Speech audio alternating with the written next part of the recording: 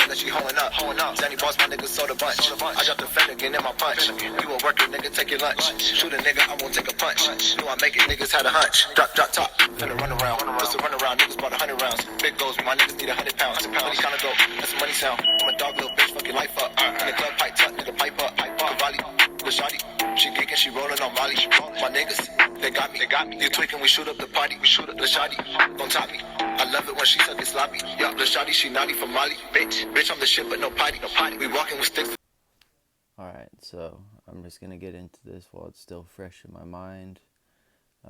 Just a tiny recap of the last video. I was just giving a little like personal take on how things were at that place. Like, oh man, and I made a idiot of myself too, kinda. I mean, yeah, I made an idiot of myself. I'll tell you guys about it. So, real quick, there was a girl there that she was a server. She had the same job that my roommate had, and her name was Felicity. Yeah, Felicity, that was her name. And so, oh yeah, this kid Jamie. Oh god. Okay, I'll back it up even before that. So, these kids, I swear. So me and my homie, we would walk around that place all day, just smelling like, you know what, and like people would be like, damn, like, you gotta let me know next time. Like, everybody was so fake there. It was crazy. Like, we would be like they would be like, dude, you gotta let me know next time you guys are gonna, like, everyone, they were scared to even like say it. I don't say it because of YouTube, but like they were afraid to say it like outside. But they would be like, oh, it smells real good, that cologne smells real, like, it was like, and then we would see that person, like, we'd see them down the line or whatever, and tell them like, yo, come here, like, come on. Oh, no, I can't, no, like, they all literally, like, one by one. I was thinking, like, dude, am I like going to school with police or something? Like, this is strange, like, this is very strange. So like we would invite people, like, and it definitely, that could have backfired for us in a lot of different ways. There was one guy that was from New York that he was cool, that me and him, we were talking about music, we were talking about like Flatbush Zombies and like Pro Era and like it's music that like I like, that's like East Coast music. So me and him, like, we met up, went by, and like we had a little pen, and we like smoked a spliff, and like that guy was cool. Only cool person I met the whole time, and he was from New York, so it made sense to me. Like, in my head, I'm like, okay, this guy, he was from like Brooklyn or Young. He was from somewhere that was very like, it's like how LA is. I felt very like comfortable around him, unlike a lot of these other kids that were just like weird and pale. Like, I know it's weird for me to call someone pale, but I'm telling you, these kids made me look like Rico Suave or something. I swear to God.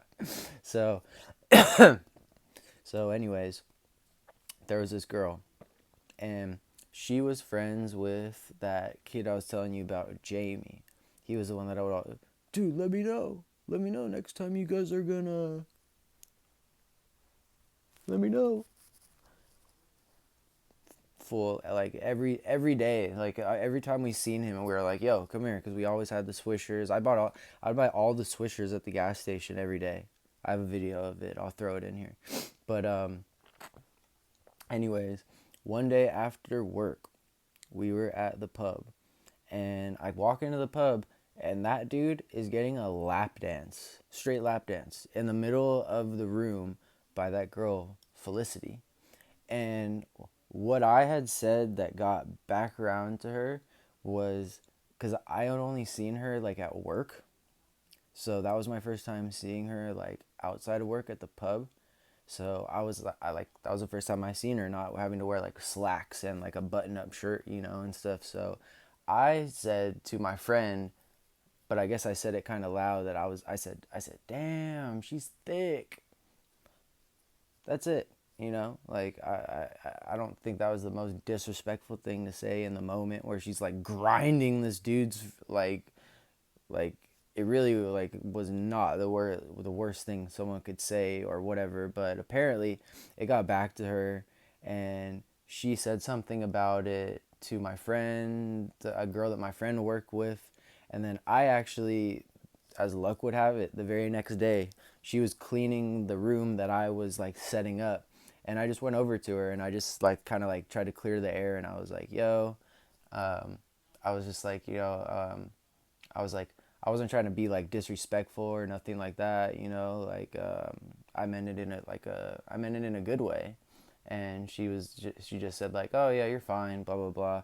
And I ended up like I actually ended up getting her number, and we were texting and stuff like when I was on my way back. But I think she realized like what a lost cause that was. Like when we had already, maybe she didn't know that we had gotten like what happened, but I was talking to her at one point, and I was not talking to her at another point. So, anyways, the person that I was telling you guys about last time, I don't remember what his name was. I don't remember anything, but he was friends with the two girls that lived across the hall from us. So we would see him a lot.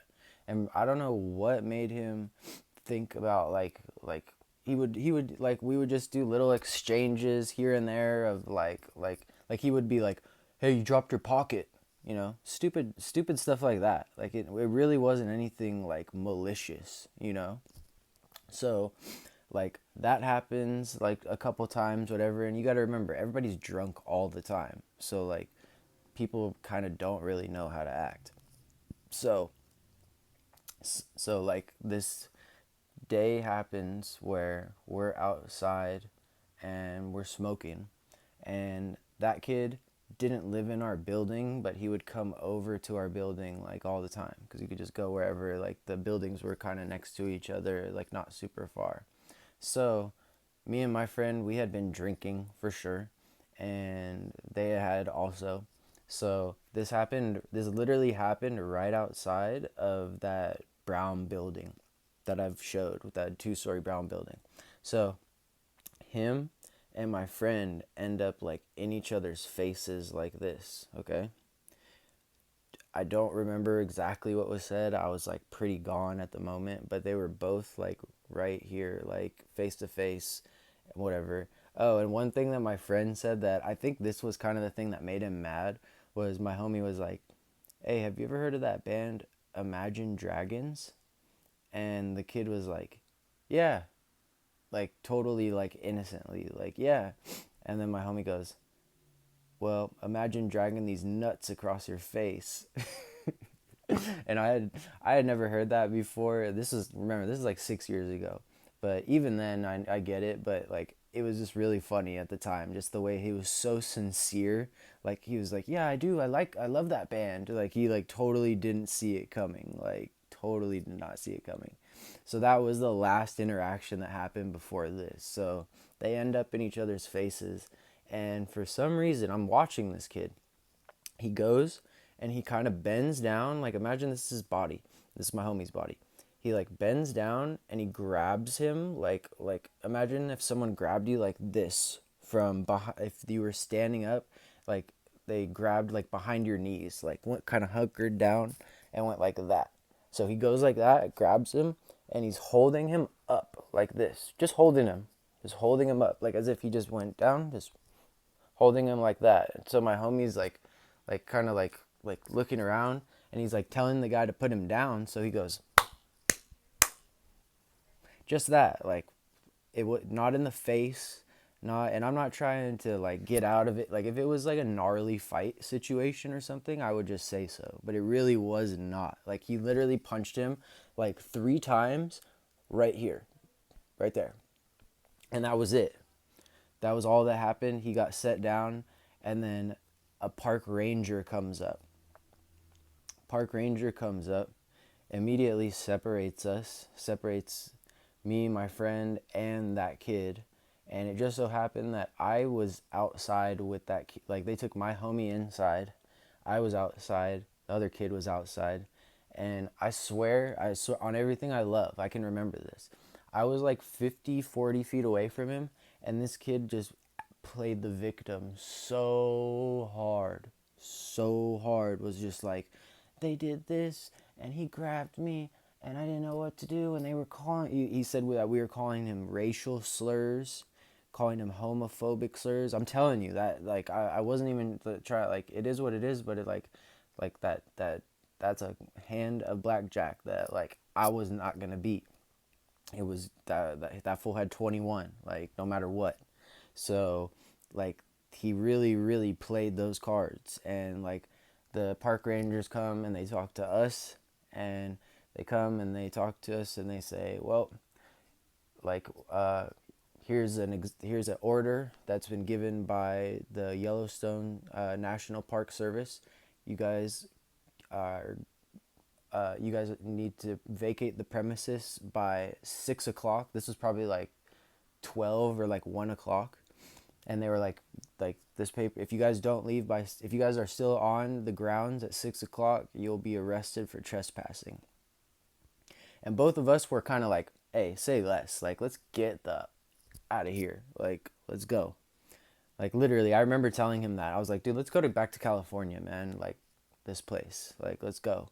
So, like, literally, we cleaned up, like, all of our stuff. We cleaned our room, like, everything, and, like, we got all our stuff together. We even, I remember, we were like, yo, can we leave now? Like, can we just leave right this second? And they were like, yeah. As long as they gave us a little list of stuff we had to do. We did it in, like, 10 minutes.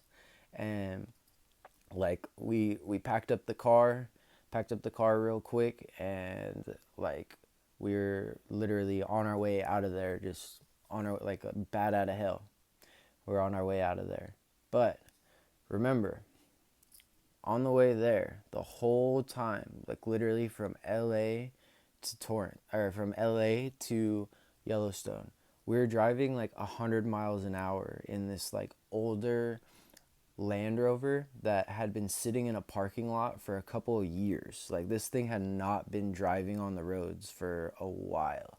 So I say all that to say that the the road home was a long road home, and that's going to get its own episode after this one, because that's basically how the Yellowstone came to an end. I'll try to include all the footage that I can of us in the, like, maybe like some of the, like, other stuff that I could include, but that was what happened, man. That kid, he played the victim, and, like, it really was not anything crazy. It really wasn't.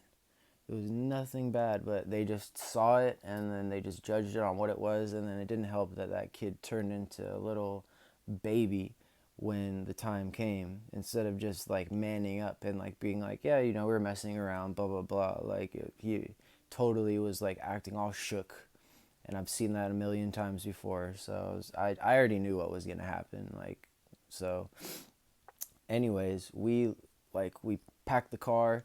Didn't not like we had to go say goodbye to anybody. You know what I mean? Like, I wanted to come back to Cali and say what's up to people, if anything. But, like, we get in the car, we pack all our stuff, we fit it all, cram it all back in there just how it was, like, to the gills. And we return all our uniforms and all that stuff, whatever. And then we are on our way out of the park. So we're on our way out of the park, and we're driving, we're driving, we're driving. Like, we just book it. Like, we're just like how it was when we were just trying to get back as fast as we possibly could. And he would even ask me, like, yo, do you want to pull over for a little bit, or do you want to just go? And I was like, let's just go. And of course. And the car had been kind of sitting around while we were at Yellowstone. So we're going, we're going, we're going, we're going. And I swear, we make it all the way to Las Vegas. And we're in Las Vegas, and all of a sudden we hear this. And my homie's like, oh, dude, the transmission. And he pulls over. Like, we're literally in the heart of Vegas, like the heart, like on the strip, like right there, because he used to live in Vegas, so we had decided to kind of like cruise through there or whatever. And after his car made that noise, so his car makes that noise and just like all these like mechanical noises and stuff, and we're like, ah. So we were right by the college, the UNLV, and we pull over right there, and we that's where I'm gonna cut this right now, and I'm gonna let you know in the second half of this about how we make it back from Vegas, because it was not a smooth. just trust me. Just watch the next one. All right, thank you. It was nice to come up here, and you can see everything. And I worked at Excalibur, Oh yeah.